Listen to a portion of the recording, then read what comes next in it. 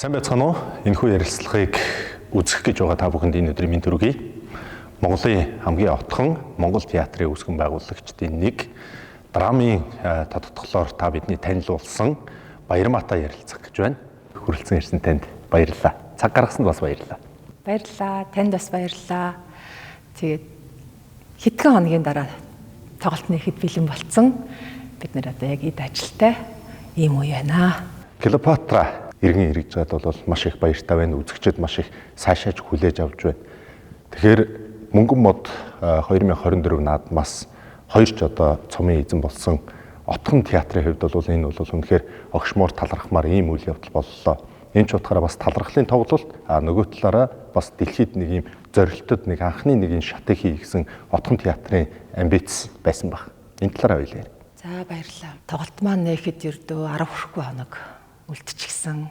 Манай уран бүтээлчд бүгдээрээ одоо их шахуу байдалтай, ажлаа одоо шалгах байдалтай, сэтгэл нэлээ одоо дөхөх тусам жоохон догтлж эхэлдэг. Яг тийм нөхцөлтэй ингээд ажиллацгааж байгаа ийм цаг үе таарч байна.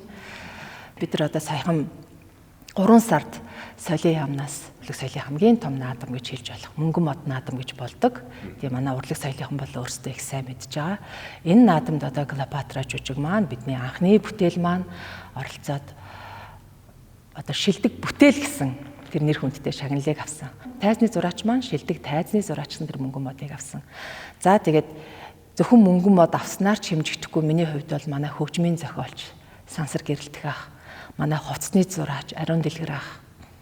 За ингээл манай найруулагч, жүжигчд гээд миний хувьд бол бүгд үнэхээр жигтгэн хүний нэг юм хүчээ шавхаж нэг үнэн зүрхнээсээ нэг шатаж ажиллах тохиолдол бас байдаг шүү дээ. Хүн бүх ажил дээр тэгж ажиллаж чаддгүй. Би бол бүх багийнхаа одоо гишүүдийг яг тэгж ажилласан тийм бүтээл, тийм хүчтэй энергитэй бүтээл гэж Клеопатрага бодож байгаа. Найруулагчийн гүн ч гэсэн хэлсэн байсан. Сэтгэлээрээ бүтсэн театр гэдэг. Яг л тэндээс өнөөдрийн та нөхөд ингээд өнөр өтгөн болоод босч ирж байна. Ямар хүмүүсийн дэмжлэг туслалцааг мартахгүй байх вэ? Ямар хүмүүс та нөхөдтэй хамт байна вэ? Мэдээж энэ хүмүүсийг хоёулаа дуртахгүй байхын аргагүй бас энэ цаг үе. Хов хосын ийм зэмлэнээр цэцэг ургуулна гэдэг шиг хов хосын ертөнцөөс бид нар чинь театр бүтээх гээд явж штэ тий. Богино хугацаанд олуулаа болсон. Ерөнхийдөө бид нар маш эрчимтэйгээр ингээд бүрлдээд альж талын ажлыг барьж аваад хийх хүний нөөц потенциал бол биднэрт байгаа. Яг л Монгол театр дээр баг бүх цагаа зарцуулж байгаа. Би ганцаараа бас зүтгээд байгаа юм биш л те. Миний хажууд 3 залуу байна. Манай Идэрвалд байна, найруулагч, жүжигчин, тийм залуу. Манай Чингүн байна, мөн найруулагч, жүжигчин. Манай продюсер Дэмбэ ах байна. Ингээд нүүд ирчүүд маань хажууд байж байгаа болохоор ерөнхийдөө одоо сайхан суурь тавигдаж байна. Тэгэхээр өнөөдөр ингээд яг гарч ирээд ярьж байгаа нь би боловч миний ард, миний хамтрагчид, миний нөхөд яг гараа хатгаад эхэлсэн хүмүүс маань мөн адил надтай адилхан шаналаад, хичээгээд, ажиллаад надаас одоо бараг илүү юу гэхээс дутуу цаг хугацаа гаргаагүй энд. Яг энэ бүхний босгох юмд бол үнэхээр манай залуучууд бол зүтгэсэн. Санхүүжилт босгох юм нэг үйлчлэг хийжсэн чинь одоо ягаан гаж тухайн ач хөө хангаа гэдэг бизнесмен залуутай хамгийн гол нь одоо тэр хүнтэй ямар ч холбоогүй, тэр хүн ч бидний өнөөс хөөцөлсөнгүй, бид нэр ямар ч тоглолтоо ураад үзүүлсэн, баяр талшнаа илэрхийлсэн. Тэгэд үнэхээр тэр хүнийг ингээд урлагийг нэг дэмжил гэж бодсон хүн юм шиг үлээ. Өгье гэвэл багаасаа гэдэг шиг баян байхараа ч бас өгдөг биш юм шиг үлээ. Үйл ажиллагаа авсан чи тэр залуу маань гарч ирээд нэг гоё үг хэлээд би ингээд тэр хүний ач хөө байгаамаа. Тэгээ би энэ залуучуудыг ингээд юм ин гоё болчоосоо гэж би үнэхээр хүсэж байна. Юм гоё болох нь надад мэдрэгдээд байна. Тэгээ би бол энд ингээд хандив өргмөр байна гэд пил хитл биднэрт бас санхүүгийн өндөр хандив үзүүлсэн байт. Өнөө цагт дэлхийн энэ түүхийг хосолмол жүжигийг нэг тайзнаа нийлүүлнэ гэдэг отхон театрын залуучуудын хүсэл мөрөөдөл тэмүүлэл онцгойрох нэг алхам байсан баг гэж бодож байна л да. Бернард Шоуг дангаар нь хийх юм бол бид нар яста жинхэнэ унана. Зөвхөн ингээл сонгодог гэдэг тахта биш. Бид нар хүнд үзүүлэх гэж байгаа зү эцэст хин зориулж хийж байгаа юм тий. Энийг хийх юм бол хүн ирж өцөхгүй баярмаа гэж надад хэлсэн баг. Тэгээд маа чингүүч орилоод ороод ирсэн байхгүй. За эн чинь ерөөсөө юу вэ? Бернард Шоу бол ерөөсөө Клеопатраг хатан хаан болох хүртлэх тэр түүх байна. Юу бол Шекспир бол хатан хаан болсноос хойш одоо өөхөх хүртлэх тэр түүх байна. Ингээ эн чинь харахад хоёр жүжигч гэсэн яг Клеопатра бол эхнээс нь дуустал нэвт явж чадчихна. Тэгэхээр энэ хоёр жүжигийг нийлүүлээд хийчээ гэдэг ийм юм хэлсэн байхгүй юу. Тэгээд Балдан гэдэг тэр найруулагчтай би одоо бараг 17 онд уулзаад нэг хүний жүжигэн дээр хамтарч ажиллаж байхад надад найруулагч хүн гэдэг чинь ийм байдаг юм биш үү гэж ингэж зөвхөн манай театрт бүх мундгууд нь байдгүй юм байна штэ. Манайхан мундаг. Тэгтээ энэ хөдөө орон нутагт хаач юм ийм мундаг хүмүүс амьдарч идэх юм байна штэ гэж хувь зохиолоор би тэр хөшөнтэй очирч ирсэн юм аа. Манай Чингүн Балдангой хоёр маань маш гоё гар нэлсэн. Зохиол дээр одоо бид нар чинь тайз руу шууд бариад гарчдгүй манаа ингээд зохиолын задаргаа найруулагчийн зохиол гарах гэж нэлээд хугацаа дор хаяж нэг сар болсон. Ингээд энэ дээр бол хоёр найруулагч маань миний би өөрөө за тэ идрээ гэд манай театрын зарим нэг залуучууд нийлээд бид нар суугаад Балдангойгаар ахлуулаад ингээд бид нарын хоёр жүжигийн одоо концепц юм бэлэн болж бидний гар дээр гарч ирсэн.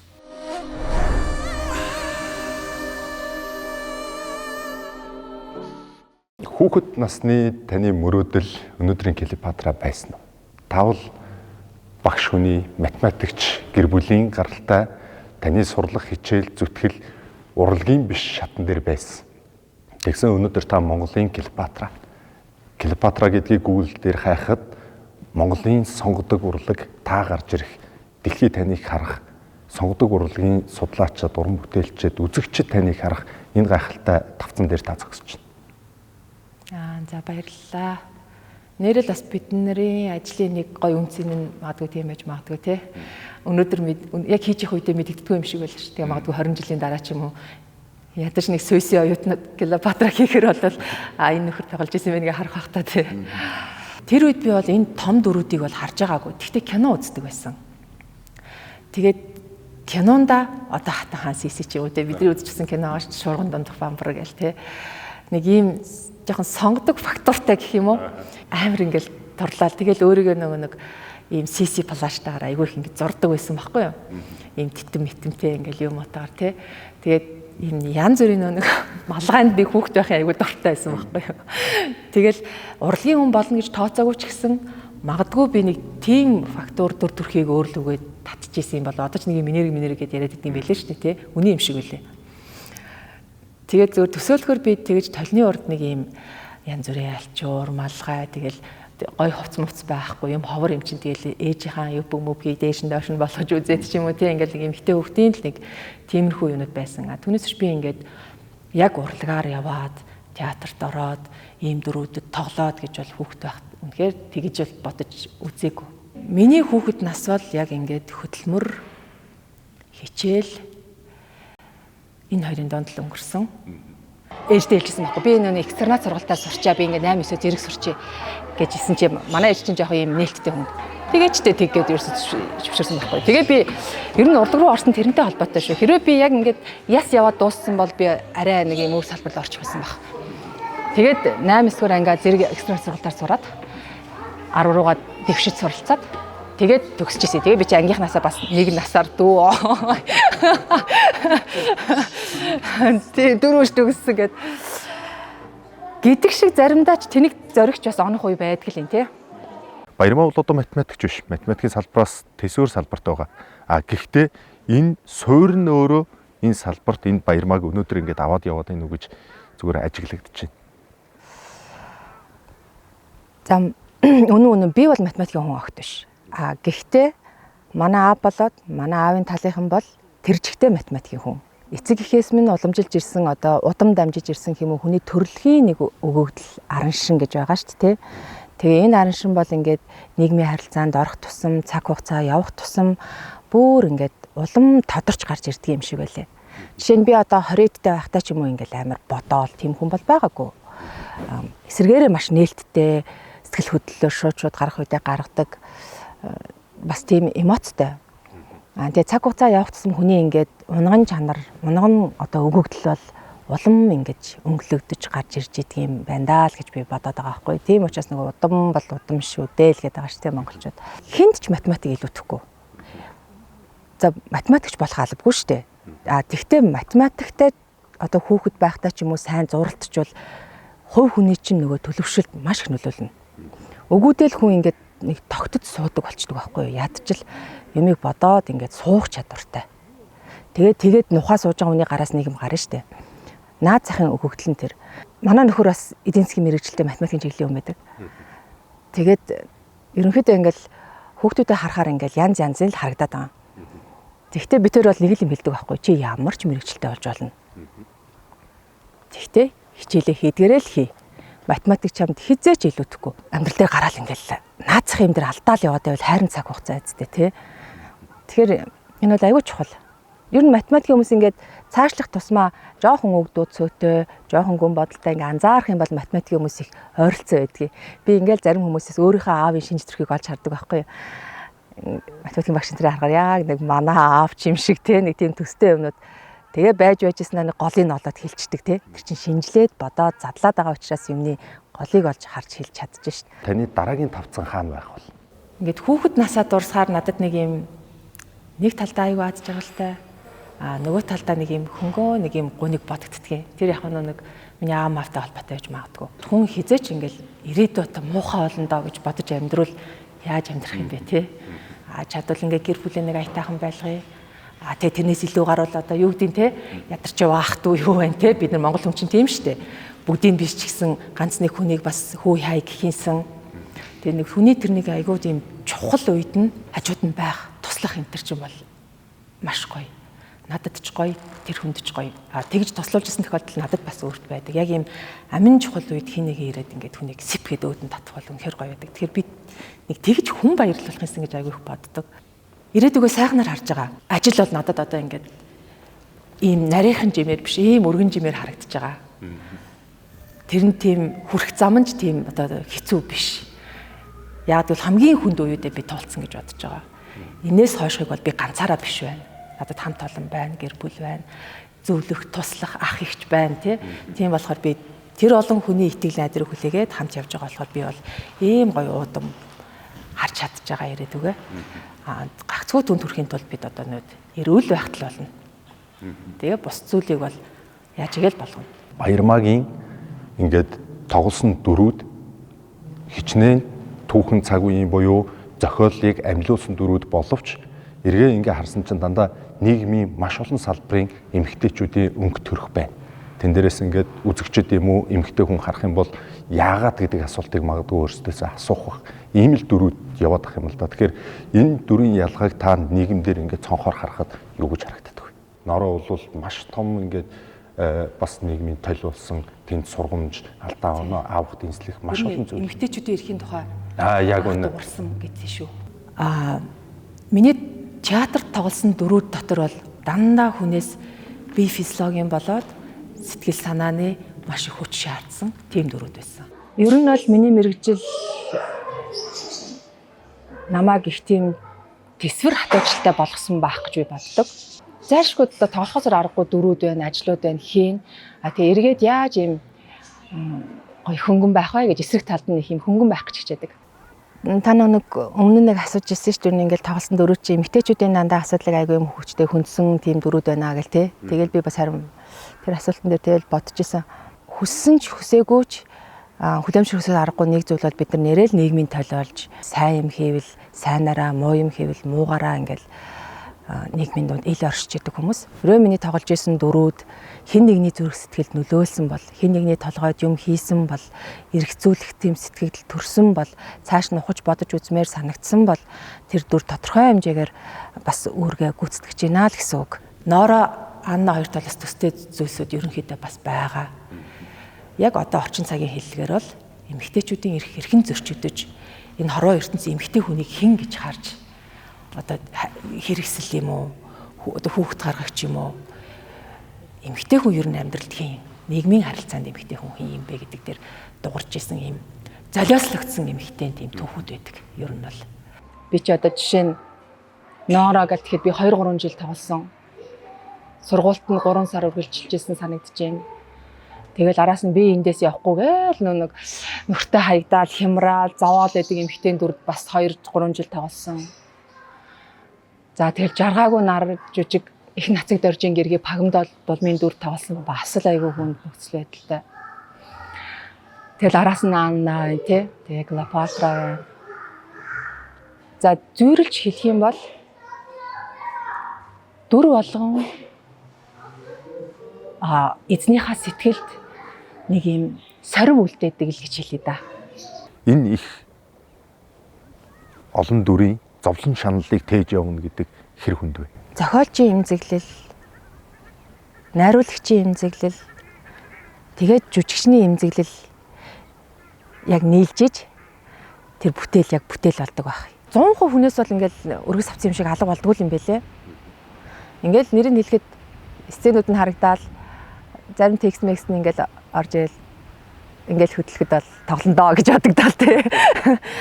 Гэтэ тэрийг ингээл энэ амьдралын бөөн самуун дунд бодоол яваад байна гэж бол байхгүй л тий.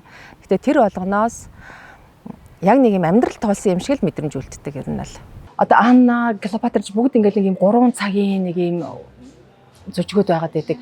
Тэгэхээр яг зарим үед бол ингээд нэг жоохон өөрийгөө татаад явах ч юм уу тий.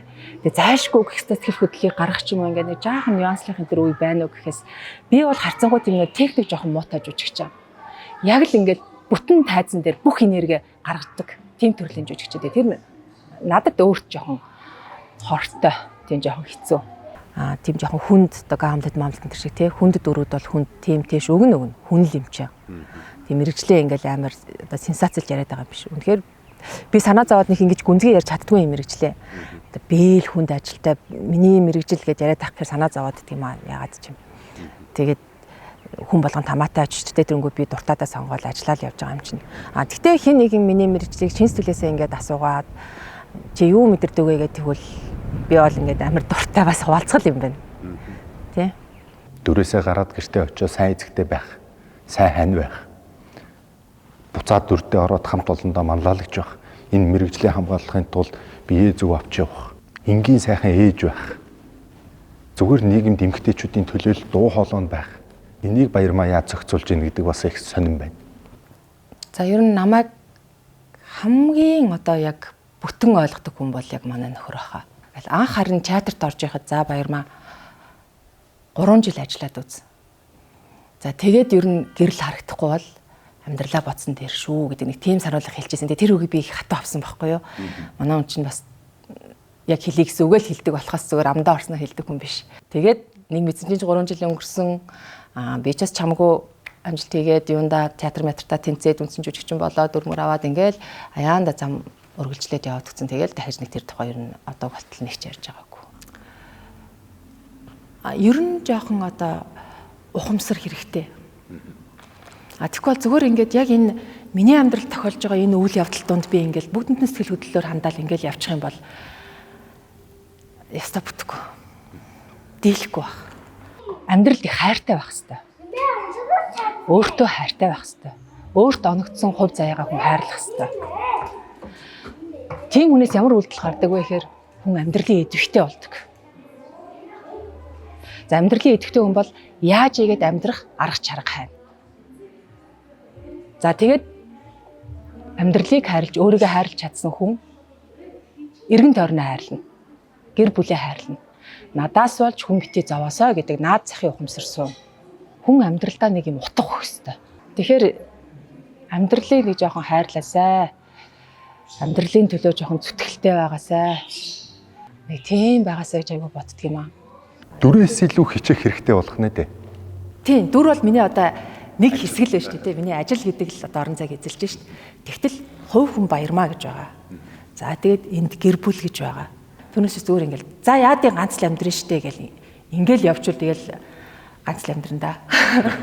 Тийм тэгэхээр ерөнхийдөө бол би тэр балансыг барих гал ингээл ажиглал явдаг байхгүй. За цагийн менежментийг нэлээд хийдэг. Тийм ер нь бол ингээд энерги менежмент бас гэж штэ тий. Тэгэхээр ерөнхийдөө жоохон тэгж тогтохгүй болдгоо маа. Тэгээд гэрлүүгээ би одоо ингээл нэг би та нарыг тэжээх гээд нэг хүн амар юм оролтой биш тий. Гэр орондоо бас нэг сайхан ажиллая гэдэг л дажгүй шүү хүмүүстээ болно шүү. Болгоно шүү. Тэгэл гэртээ би бас нэг тийм зөв агаар тээж орж ирэхийг хүсдэг. Жоохон байхад ээж ингээл гэрт орж ирэхээр нэг ард нь баг нар цуг яваад байгаа маашаа аюу гоё гэдэг штэ тий. Тэр ингээд надад байдаг байхгүй. Ээж хүн гэдэг чинь хүүхдүүдтэй ямар харагддаг вүлээ. Ээж нэг өдөр л байхгүй байхад гэр орон нэг хүүхдтэйгээ ямар болчдөг вүлээ. Тэгэхээр би ингээд гэрлүүгөө орохдоо юу тээж орж ирэх вэ? Гэт ингээд нөгөө урт замд явахын тулд өнөөдрийн жижиг мөчийг айгүй үнэлж, хайрлж хүн амьдрахгүй бол хизээж хүсээд байгаа тэр юу чинь мөрөөдлөө чигээрэл үлдэнэ. Тэрийг ингээд гүйт тухамсарласан хүн бол амьдралд нэг ингээд хөл алдаад байгаа юм гайгүй. Би бол дүрээрээ дамжуулаад үзэгчдэд зүгээр ингээд тоглолтоороо ингээд зохиолыг дамжуулж байна. Тэндээс үзэгчд өөр өөрийнхөө одоо хэмжээгээр авах зүйлээ авч байгаа. Эндээс би өөрөө зүгээр хувьдаа юу авч үлддэг вэ гэхээр хүний амьдралын үе шаттай штэ. Миний дараагийн нэг үе шат гарч ирнэ. Тэр үед би юу хийх вэ гэдэг тэр ирээдүйн зорилготой маань магадгүй энэ одоо дөрүүдээс авсан, зохиолоос авсан энэ санаанууд айгүй уялдаж магадгүй. Би ер нь нэг ирээдүгөө тэгж л хараад байгаа. Нийгэм рүү айгүй юм чиглэсэн ажил руу л орох бах та би. Магадгүй би одоо нэг дахиад нэг 5 жил жүжиглэж болж байна. Тэгээд тэрнээс хойш би бүр шившин юм хиймээр санагдаж байгаа. Айгу барьцгүй сонсогдож магадгүй. Гэхдээ би бас л өөрийнх нь өгөгдөл дээр суйрлана. Жүжигчнээс гадна надад бас өөр хөгжүүлж болох юу байна? Энэ амьдралыг ингээд нэг гой бүтэн туулмаар байна шүү дээ, тий? Надад бурхан юу өгсөн? Тэр өгөгдлийг бүгдийг би ашигламаар байна. Мөрөөдлөөрөө л дандаа бүтээсэн би карьераа бол. За хүн чинь ингээ хараад байсан чинь бурхнаас нэг ганцхан авьяастай ирдэг юм байна. Нэг дор хаяж 2-3 өгөгдөл ер нь байна. Надад нэг жүжигчний өгөгдөл байлаа гэж бодоход би энийг хөгжүүлээ авчиж. За би энд бараг 15 жилийг зарцуулсан байна. Дандаа л балансын тухай ярьдаг, тэнцвэрийн тухай. Өөр дээрээ бол энэ зарчмаа бас л байрна. Хүмүүс хэлж л байсан. Хөөх одоо ингээд театрт ингээ гоцолж жүжигчин болоод гарч ирнэ гэдэг бол амар юм биш байдаг юм аа. Чи энийг ингээд хийлээ. Ингэж хоёр гарч ирчээ чи театрыг орхиж байгаа мó гэж надад хэлчихсэн. Тэгээ би чин дотроо юм бодоод яваад шүү дээ. Өөр юм бодоод яваад шүү дээ. Болсон. Би нэг наан 60 жил, цаандаж 80 жил амьдрна үсттэй. Тэгээ энэ хугацаанд би жоохон амьдралыг туулмаар байна. Янз бүрийн юм хийж үзмээр байна. Ингээ мэдрэмээр байна. Тийм учраас би 10 жил ажиллаад театраас гарсан юм аа. Магадгүй одоо дахиад 10 жил болоход би тийм ч юм хийж амжихгүй байх. Хэрвээ театрт байсан бол. Хүн байж тээ юу энэ хорвоогоос хүсэж чинь тэрийг бол хорвоо явуулдаг гэдэг байгаа шүү дээ. Тэрний тухай алхимчгээд маш гоё ном байдаг шүү дээ. Үлгэр шиг бичигдсэн. Чи чин сэтгэлээсээ юмыг хүсэж эхлүүл хорвоо ертөнц чиний хүслийг бүтээхийн тулд чамтай хувилддаг юм а гэж хэлдэг шин. Тэгэхээр амьдрал бол болдог байхгүй юу? Гагцгүй тэрний төлөө чи өөрчлөгдөх хэрэгтэй. Үхчих их аюултай штэ. Дотор байхдаа надад захирагддаг гэж байгаа тий. Амнаас гарсан бол чамайг захирна гэж байгаа штэ. Явах тусам хүний зорилго чинь томрон тий. Тэнд хүрэхийн тулд надаас ямар сахилга бат шаарддаг вэ гэдгийг хүртэл тооцчлаа байгаа байхгүй юу? Тэр харилцаанд хүн суралцах хэрэгтэй юм билий. Энэ надад ч их тохиолддог. Би бол харьцангуй жоохон дотгошоогоо төрлийн хүн. Мэдээж би сэтгэл хөдлөлтэй 50 байгаа үедээ миний сэтгэл хөдлөл арай тод байдаг. Яг хариуцлага хүлээгээд явж байгаа үедээ бол би нэг тийм илүү дутуу сэтгэл хөдлөл илэрхийлээд байдаг. Ерөнхийдөө 50 тий 50. Ер нь их 50 байх гэдэг шүү. Тийм 50 байх гэдэг хичээгээд байдаг. Тэнд юм ингээд шатах тусам би нөгөө талд нь ингээд бууж идэг байж магадгүй. Бодоод яагаад ингэж вэ? Энэ хүнтэй яагаад ийм асуудалд орчих вэ? Би яачлаа? Тэр үед би жоохон төрөгдчихв. Амдаа орж ирэнгүүт орж ирсэн үгээ хэлчихв гэд ингээд энэ жоохон бясалгадаг юм шиг л.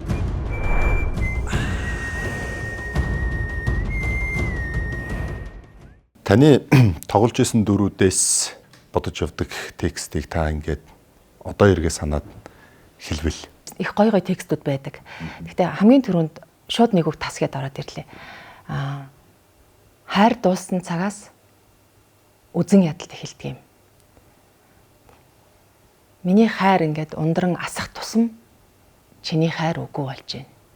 Гэт нэг юм хайр дурлалын нэг юм хясалантай гэх юм уу нэг юм үг нөө төгсгөлийн монолог дээр байдаг болохоор тэгж яах шиг байна шууд орж ирж байна. Анх нөгөөд хэлж яхад ямар сонио үг вэ гэдэг бодогдчихсэн. Тэгээд би тэндээс ямар сургамж авсан гэхээр хайр дурлалаар бүх амьдралыг харж болохгүй юм байна да.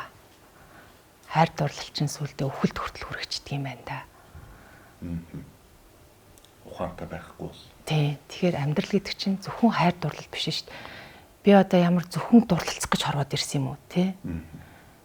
Над 7 одоо амьдралын зорилго одоо хариуцлага үүрэг утга учир байгаа шүү дээ. Тэгтэл зөвхөн хайр дурлал бүх зүйлээ тавиад тоочих юм бол юу ч болоод үлддэг юм байна да гэдэг нэг ийм сэтгэл бодогдчихсэн. Бас одоо таны хэлсэнтэй холбоод бодсон чинь хүний харилцаа ахаал нөгөөд айгуу зовлонтой байхгүй юу ер нь тий. Нэг бол хайрладаг. Хайрын дуусчаар үзэн ятчихдаг. Зөв ингээд зүгээр жирийн байж байна гэж байдгүй юм байна л да. Энэ хоёр чинь ингээд нэг зүрхэн дотор хамт байж чаддгүй юм байна л да. Инээ дуур хоёр нүүрэн дээр хамт илрэх боломжгүй гэдэг шиг тий. Хайр үзэн ядалт хоёр зүрхэн дотор хамт байдгүй юм байна л да. Тэгвэл нөгөө нийгэм гэдэг чинь хүнээс гэр бүлээс тогтож байгаа учраас одоо энд бүр яста үнэхээр бодлогоор энэ хүүхдүүдийг яаж хүмүүжүүлэх юм, яаж энэ гэр бүлийн харилцааг бий болгож энэ эрүүл саруул одоо элэг бүтэн хүүхдүүдийг өсгөх юм. Тэгээд нөгөөд олон аав ээж үдцэн юу хүүхдүүд чинь ерөнхийдөө ингээд анхаарал хяналтаас олдоод ирэхээр эргээд нийгэмд ямар амар хэцүү хүмүүс болж гарч ирж байна те. Тэгэл нэг муу хүн нийгэмд маш олон муу юм хийж чадна. Нэг маш сайн бэлтгэгдсэн одоо иргэн гэр бүлээсээ эхлээл юмыг засна. Тэгээд хамт олноо засна. Ингээд юмны нэг хүний нөлөөддгүү. Хүн гэдэг чинь дандаа тэгж нөө бие нэгэд байгаа чинь ингэж явждаг болохоор. Энэ гэр бүл бол миний одоо үнэхээр яриул урт яриа болно. Би маш их эмзэглэж явдаг. Хүүхдүүдийг бол бид нар одоо үнэхээр хайрлах хэрэгтэй. Энэ хүүхдүүдийг л зөв бодолтой нэг хүн чанартай, ажилсаг хөдөлмөрч, мөрөөдөл зоригтой ийм хүүхдүүдийг бид нар бэлдэхгүй бол энэ Монгол улс чинь баларч шүү дээ. Энэ дэлхий чинь баларч шүү дээ. Тэр хариуцлага өнөөгийн бидний одоо энэ залуу аав ээжүүдэд явж байгаа. Тэнгүүд бид нар чинь ингээ хүссэн хүсээгүй аав ээж хоёулаа ажиллаж байна. За тэгээ нэг сургууль бараад болчвол тэгэл тэгээ багш нар учрыг олох байх гэж хайж байгаа шүү дээ юм л тий. Тэгтэл энэ зөвөр тараад харих хооронд ямар их аимшиг дундуур миний хүүхдүүд явж байгаа байлээ. Тоос, шороо, машин одоо нэг мотоцикл гарч ирэх мөвч магадгүй тий ингээл амьдарч байгаа нөхцөл маань айгүй хүнд. Өвлийн Улаанбаатар бол бас л сорилт шүү дээ тий. 6 настай мэд чи ингээл гутчаал явж идэг. Надаа ингээл эмзэглээд идэг юм а би. Би ер нь хүүхдэд аяйгүй хайртай шүү дээ. Би хүүхдийг тэгэж нэг бүтэлцүүлэл загнаад чаддгүй шүү дээ. Амар өрөвдмөр хүүхэд их өрөвдмөр. Бид нар хүүхдэд хайрлаж сурах хэрэгтэй. Хүүхдэд хатуу хандж байгаа хүнийг харахаар надад бүр ямар муухай санагддаг гэж. Гэхдээ тэр чин хараа бие физиологийн хувьд биднээс хэд дахин сул дараа. Оюун санааны хувьд ерөөсөө хүн биш штэ хөөрхөн амьтад. Хүн бүтэн хүнтэй харьж байгаа шиг харьцаж болохгүй байхгүй юу? Тэр байтугай заяа. 50 60 хүрсэн хүмүүс доторч бүтэн хүн болж амжаагүй хүмүүс зөндөө байгаа. Тэгэхээр тийм хүмүүсийг болохоор бид нар одоо нийгэмдэр бол гадуур гараад их сайхан харьцаад байгаа шүү хүмүүстэй тийм нэг л сайхан зантай ингээд ойлгоод болж өгөөл ойлгоод ингээд харьцаад байгаа шүү. Тэгснэ гэртээ очсноо хүүхдтэй болохоор айгүй өндөр шаардлагатай. Хүүхдтэй айгүй хатуурхал тийм одоо зодож нүтж юм шиг шиг. Хүүхдтэй их ухамсартай харьцах хэрэгтэй ер нь бол. Хүүхэд насанд ингээд хатуурхаад хаар драма болчдөг юм байна гэдээ одоо бүр шинжлэх ухаанаар тэгээд байгаа шүү тийм. Тэгэхээр энэ хүүхдийг маш их хайрлах хэрэгтэй. Эрүүл байх талд нь анхаарах хэрэгтэй. Илүү их харилцаатай анзаарах хэрэгтэй. Бие хаагийг анзаарах хэрэгтэй. Санаа сэтгэлийг анзаарах хэрэгтэй. Тэгээд бүр ингээд мэдээж хэрэг ингээд олон цагаар ажилласан хүн шиг гэрлүүгөө ороход ер нь бол ингээд тамир дуусаад орж байгаа шүү дээ тий. Тэгсэн ч гэсэн одоо ямар би одоо хүсэл төрүүлсэн л хүүхэд шүү дээ. Тэгэхээр яасан хэцүү юм бэ та нар чинь гэдэж болтгоо байхгүй юу. Тийм болохоор тэгээд энэ бүх ачааллыг хүн ер нь яаж давах хэвээр юм бэ гэдэг дахиад ингээд нэг асуулт гараад ирж байгаа шүү дээ. Юмыг их суураар нь бүтэн хүн ухамсарлах хэвээр юм байна. Тэр үед хүнээс сэтгэлийн тэнхээ гарч эхэлдэг.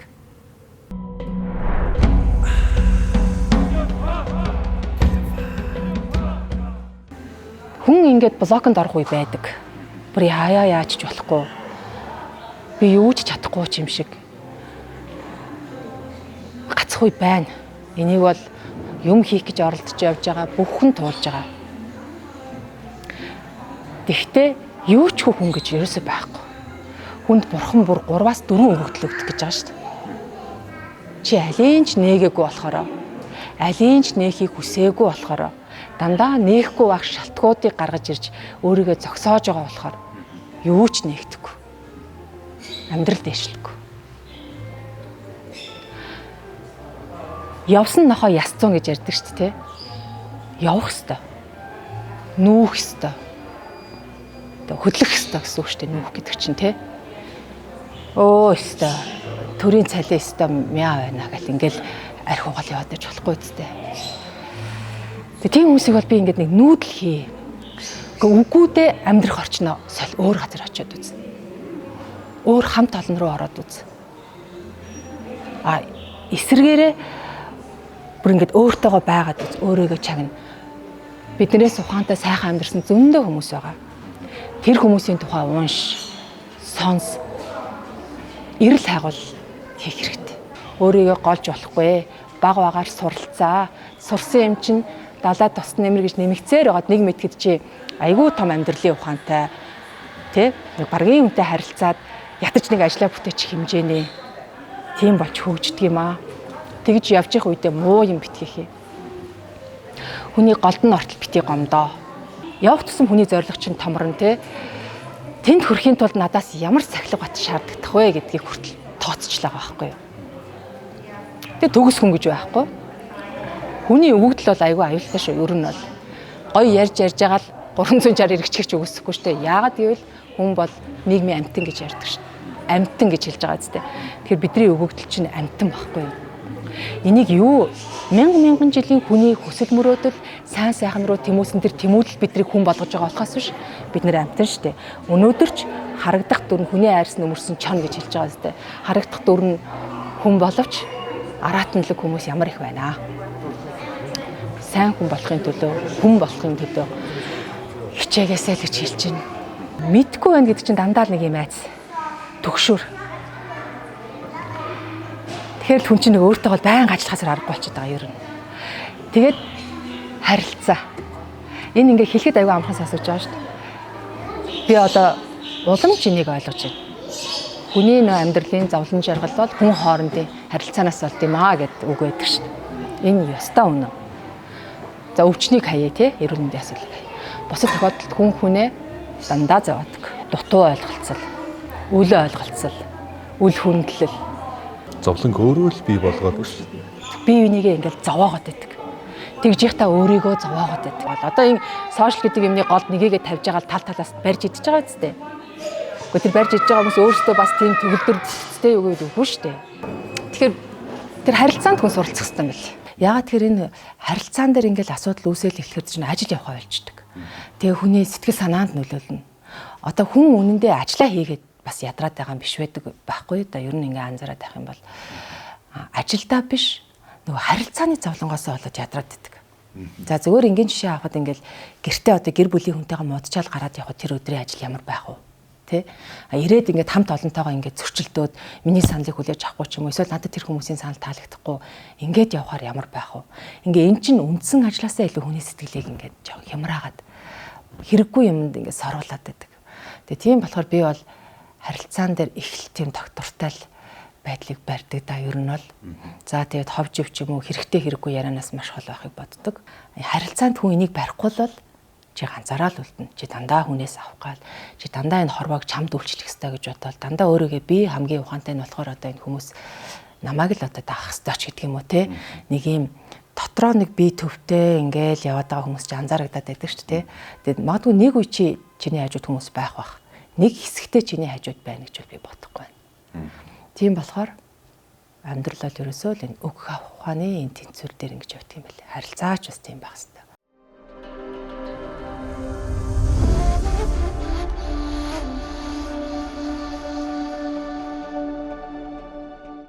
Манай энэ хөөрхөн жижигхэн офис, манай энэ багтайз, бидний сургуультай хийдэг орчин, графикийн залуучууд маань суудаг.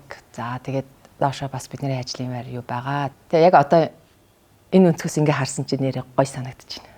Клеопатраг бүтээсэн. Монгол театрын дараагийн амбиц ямар жүжиг байх вэ? За Монгол театр бол одоо ер нь жоохон явнаа. Нисэх хэрэгтэй тий. Уран бүтээлч хүнд бол тийм нисэх боломж айгүй гоё байдаг штэ.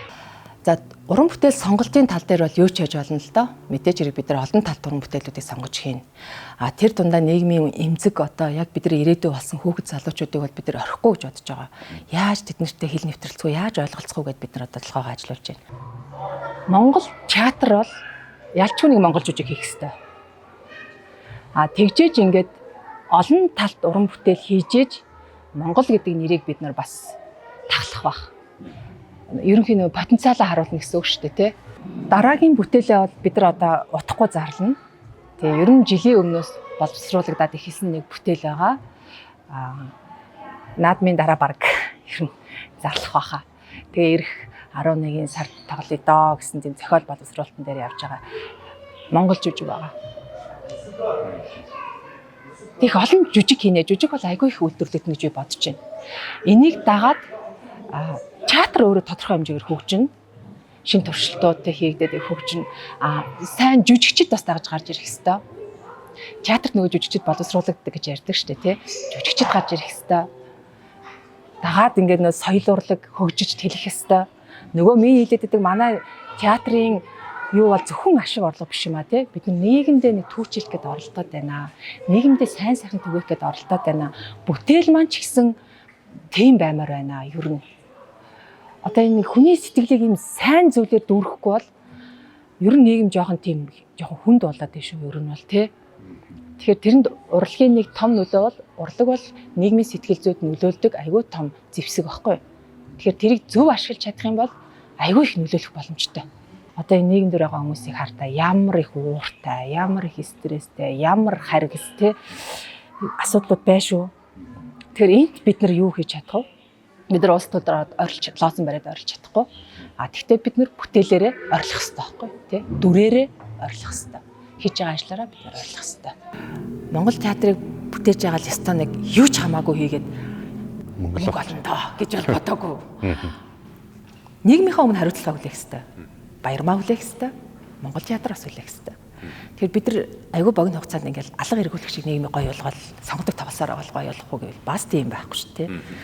Баг багаар алхамаар. За тэгээд сонгодог бүтээл бол одоо бидний бүр амин сүнс тийм болохоор бид нар хийхэд хэцүү. Тийм болохоор 2 жил ядаж нэг удаа ч юм уу сонгодог бүтээл, жилд ядаж ганц удаа ч юм уу сонгодог бүтээл хийж явах тийм сонирхол бол байгаа. Уран бүтээлчдийн хувьд ч тэр Монгол театрч өөрөө тэр ийм дэлхийн одоо нэг хэсэг болохыг хүсэж байна. Тэ хамаагүй зөвхөн ингээл жүжигээ бариад явахтай биш. Жүжигчнээ ч юм уу те эсвэл бүтээлээ ч юм уу өөр одоо ингээд ямар одоо хөдөлгөөн хийж болохоор байна. Тэн дээр бол бид нар айгүй юм эрэл хаагуул хийж хурдтай ажиллаж байгаа. Бид нар мэрэгжлийн театр байхыг хичээж байгаа. Тэгэхээр мэрэгжлийн гэдэг нэрэнд орж хатуу юм одоо өгцөн нөхцөл байдаг. Тэгэхээр бид нар тэгж л харж байна.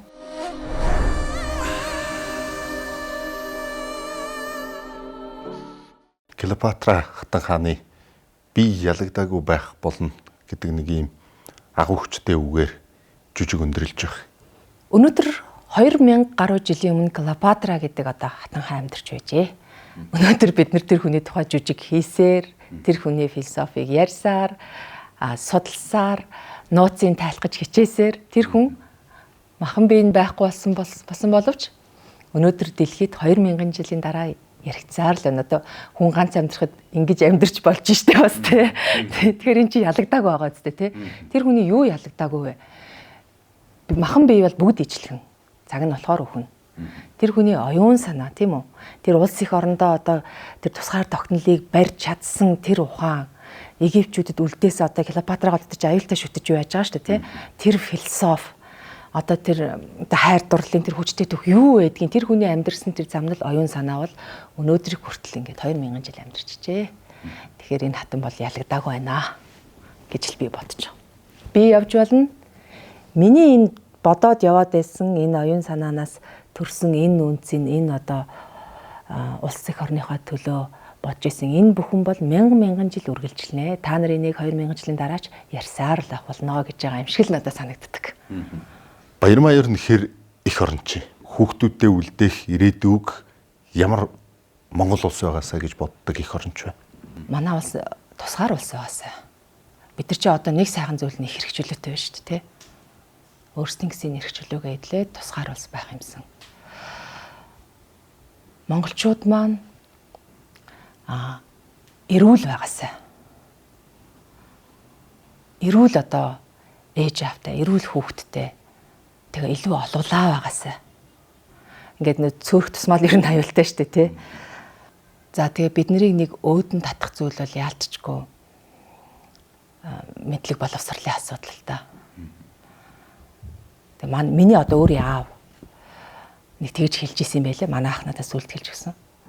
Энэ боловсрал гэж боловсралгүй ч гэсэн хүн сайхан амьдарч болж штэ. Боловсрал тийм чухал юм уу гэд ааваас асуусан юм байна л да. Тэгсэн чинь дайн болж исэн ч боловсрал 1 номерт гэж хариулж исэн гинэ.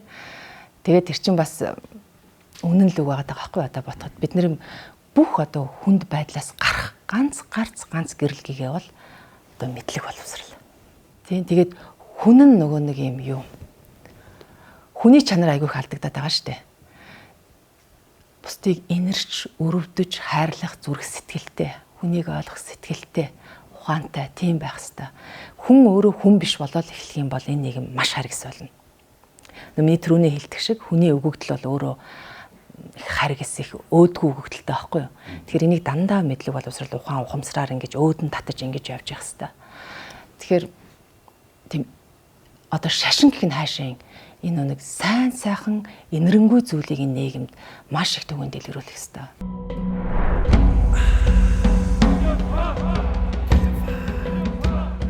Нийгэмтэйгээ уялдах хэрэгтэй. Тэгээ нэг баг багаар ингэж ахиулсаар байгаад ямар ч байсан хүүхэд залуучууд маань театр дээрээ үзчихдэг. Тэрнийг театр дээр чинь баяртай ажиллах юм аа гэдэг байгаа шүү дээ. Тэрнийг амьдралын нэг юм хүн дагаад хүмүүжиж штэ тэнд.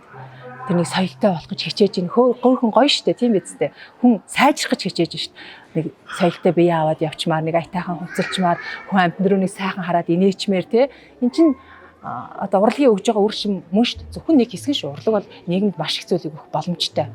Тайз бол яалтчгүй нэг юм хүн яг ингээд хараад сонсоод ингээд явдаг амьд урлаг учраас гоозын тухайн асуудал урлагийн нэг хэсэг зайшгүй мөн. Бид нар болж өгвөл үзэгчдэд тэр зөвхөн философтод авах биш. Тэр бусад таашаалуудыг бас өгж явах хэрэгтэй. Тэгэх гэж би ч өөрөө ч бас хичээдэг. Театрын урлагийг нээлмэл урлаг гэж ярьдаг. Тэр жинхэнэ утгаараа манай жүжиг бол нээлмэл болсон болов уу гэж би бодож байна. Технологийн шийдлүүд манай яг энэ жүжигийн бараг суурь болж явж байгаа. Зөвхөн нэг ледэн дээр дэлгэцнээр дүрс өгөөд орхих биш. Кино шиг мэдрэмж өгье. Эхнээсээ тасралтгүй үйл явдал нь өрнөдөг. Тэгээд тэн дээр энэ илэрхийлэмж нь яг юм кино нэг байдаг штэ тий. Тэгэж үзүүлэе гэж зорьсон юм. Тэгээ магадгүй тэр бас тодорхой хэмжээгээр биелэлээ олсон. Монголын циркус гэдэг одоо дэлхийд нэрээ гаргаж байгаа Монголын мундаг циркчид манай жүжигэнд орж байна. Тэгэхээр манай жүжигчид ингээд бүжигтэй, циркийн номертой, драмын урлаг, тэгсээ киноч юм шиг те. Үнэхээр ингээд яагаад юм байж болохгүй гэж ингээд хийж үзээгүй юм чинь л өөрөө шин зүйл болдог ч те. Хуучин дээрээ суурлаад бид нэр нэмж яаж баяжуулж болох уу гэд ингээд гаад тэгэхээр эн чинь өөрөө ингээд шин зүйл болоо явчихдаг ш. Зун тоглож байгаа гэдэг чинь гол зорилго бас жуулчдад зориулагдаж байна. Тийм учраас нөгөө яг дөөрийн стандарт нөгөө сабтайтлтай явдаг штэ тий. За драмын жүжиг тийм сабтайтлтай бид нар тоглох гэж ээж гэдэг юм уу тий. Ингээд манай жүжигэн дээр нь манай жүжигийн хөгжим ямар гоё гэж тий. За ингээд зураачийн ажил гээд маш олон ийм одоо мэрэгжлийн урлагууд нийлээд Клеопатра гэдэг энэ жүжигийг босгож ирж байна. Энэ бол одоо манай жүжигийн онцлог гэж бодож байна. Анх удаа одоо энэ сонгодог театрыг бид нэр 100 хөндлөх гэж байна шүү дээ. Тэгээд хэрвээ энэ байгаа онсон бол одоо сайн. Баярмаа гэдэг хувь хүнийг хүндэлж явдаг, баярмаагийн дөрүүдийг харилж явдаг, баярмаагаар үлгэрлж явдаг маш олон залуучуудын бас толь болсон тантай ярилцахад маш их сайхан байлаа. Уран бүтээлхээс илүүтэй таны бас дотор байгаа хүнтэй ярилцахыг бас зорилоо. Тэгээд энэ зорилттой тоглолтод нь Монгол театрынхаа уран бүтээлчдэд амжилт хүсье. Тэгээд гахалтай сайхан тоглолтоор тайзан дээрээс эргээ уулзъя. За баярлалаа танд. Тэгээд үзэгчдээ бас Дөөрийн театрт урьж байна. Утгагүй энэ сайхан театрын тайзнаас бүгдээр хамт уулзцгаая. Урлагийн бүтээлүүд гэд бодохоор уран зураг, дуу, хөгжим, жүжиг, бүжиг гэл энэ одоо бүх хүний одоо энэ оюун санаанаас бүтэж гарч байгаа энэ бүтээлүүд тухайн хүний одоо хүн төрлөختний оюуны яг өх гэж надад бодогддог байхгүй юу. Яаж ч бодсон тэр хүн ингээд дээд зэрэглээ одоо оюун санаагаа хүчтэй сэтгэлээ хөдөлгөө дээр нь оюун санаагаа маш хүчтэй төвлөрүүлээд яг ингээд нэг юм оргил одоо үедээ ирсэн үед л хүнээс тийм маш хүчтэй одоо хөгжим зохиол зураг ингээд урсан ундран гардаг болов гэж би төсөөлж байна. Хүн төрөлхтний бүтээсэн оюун санааны нэг гайхамшиг бол яалтчгүй урлаг.